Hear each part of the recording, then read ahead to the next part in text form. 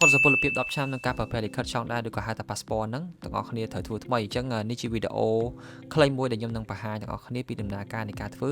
ដែលខ្ញុំធ្វើនៅខាង iOS 3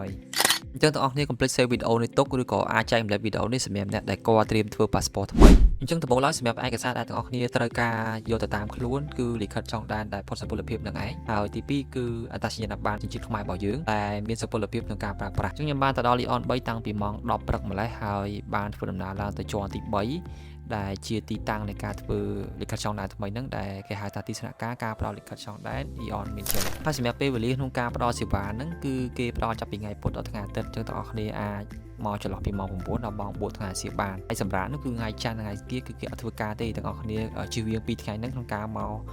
ធ្វើលិខិតឆ្លងដែនថ្មីតែនេះជាតារាងតម្លៃក្នុងការធ្វើលិខិតឆ្លងដែនថ្មីដែលមានសុពលភាពរយៈពេល10ឆ្នាំដូចគ្នាសម្រាប់មនុស្សពេញវ័យហើយទាំងអស់គ្នាអាចធ្វើការជ្រើសរើសតាមរយៈពេលដែលទាំងអស់គ្នាចង់ធ្វើពេលដែលទៅដល់ក៏ទាំងអស់គ្នាឃើញមន្ត្រីដែលគាត់អង្គុយនៅតុខាងមុខហ្នឹងទាំងអស់គ្នាអាចសួរនាំព័ត៌មានគាត់បានហើយអាចសុំពាក្យពីគាត់ដើម្បីយកមកបំពេញព័ត៌មានដើម្បីយើងដាក់ស្នើសុំលិខិតឆ្លងដែនថ្មីរយៈពេល10ឆ្នាំបន្ថែមអញ្ចឹងបន្ទាប់ពីបានឯកសារហ្នឹងហើយទាំងអស់គ្នាត្រូវតែយកឯកសារហ្នឹងទៅបំពេញព័ត៌មានផ្ទាល់ខ្លួននិងដាក់ពាក្យស្នើសុំដើម្បីធ្វើ passport ថ្មីហើយនៅក្នុងហ្នឹងក៏គេមានគំរូឲ្យយើងមើលដែរដើម្បីជៀសវាងការបំពេញព័ត៌មានខុសហើយនៅក្នុងនោះដែរទាំងអស់គ្នាក៏អាចបំពេញព័ត៌មានខ្លួនឯងជា online បានដូចគ្នានៅក្នុងគឺមានកុំព្យូទ័រ2គ្រឿងដែលទាំងអស់គ្នាអាចធ្វើការប្រើប្រាស់បានដល់ពីបានដាក់ពាក្យស្នើសុំហើយទាំងអស់គ្នាធ្វើតាមការណែនាំពីមន្ត្រីរបស់យើងទៅតាមដំណើរការនីមួយៗ